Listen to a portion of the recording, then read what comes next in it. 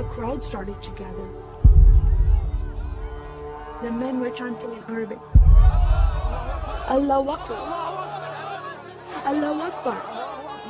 And my father and I, as I was holding his hand, were pushed to the front of this crowd. In the center of this crowd was an Arabic woman, dressed just like this, and she was tied up and she was sitting on a box. Next to her was an Arabic man, and he did a traditional Islamic prayer on the floor. And he got up from the floor, and from his side, he pulled out this very long golden sword, and he beheaded the woman. My legs are shaking, and my heart is going fast. And my father said, if you don't listen to the teachings we're instilling in your life, this will happen to you one day.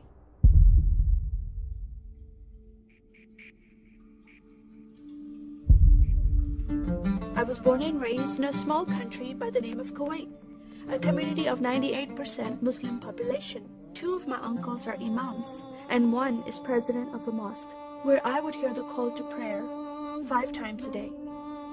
As a Muslim, the word Yahudi, which means Jew, was instilled in me as a bad word, as a cuss word. Yahudis should not exist. They should be killed, and I never thought to question why would I hate them. I never met Jewish people in my life. They never did anything to harm my family. I just hated them. Just the word brought hatred in my heart. It's very important to learn the Quran and the Hadith and even memorize it in Arabic. I even entered a competition where you recite the long chapter in front of Islamic leaders and teachers.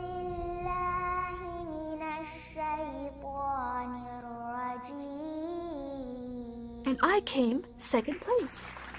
I thought I did a good job. But my father said, no, that's not good enough. Most of my life for me, it was alone, by myself, broken person, in need of love from my family, but I never received it from them. I tried to experience this love from Creator God, from Allah. In my prayer times, I lifted up my hands and I cried out to Allah for help.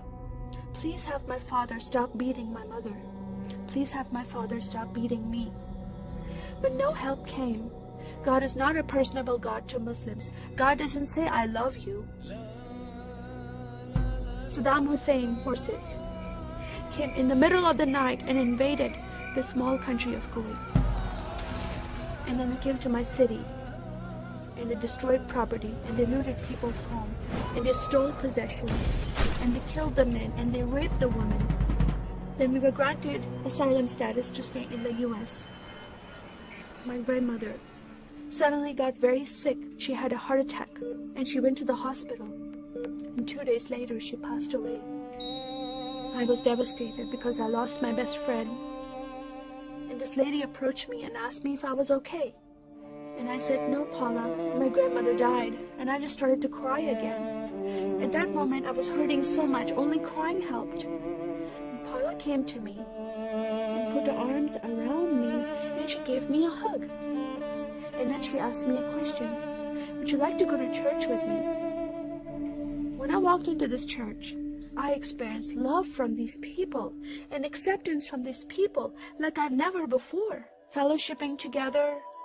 They were men and women together. They didn't have to be separate. No one was judging each other.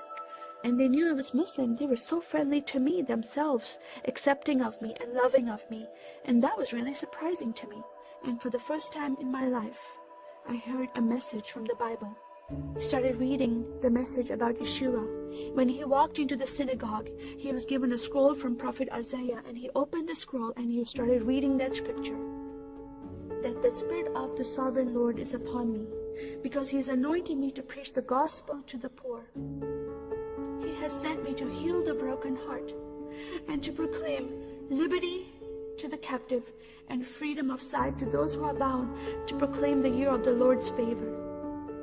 First time I heard these words of freedom and healing and liberty. I'm desperate to be freed from bondage. I was held captive in Islam, and I wanted to be freed from that. I was blinded with so much hatred in my heart. The darkness broke from my eyes. The veil came off my heart.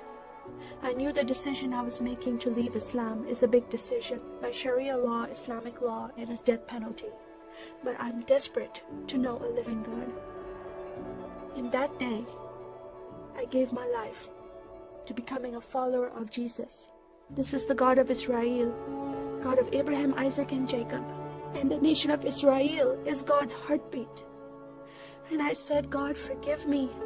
I did not know I hated your people.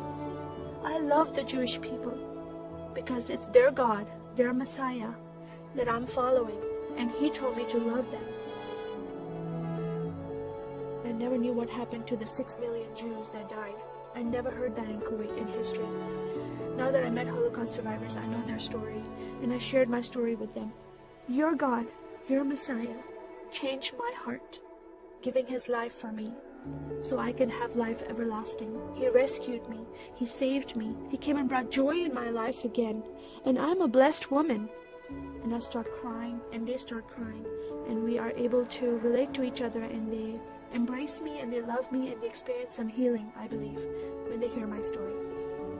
That is a privilege to have that in my life. I am one for Israel.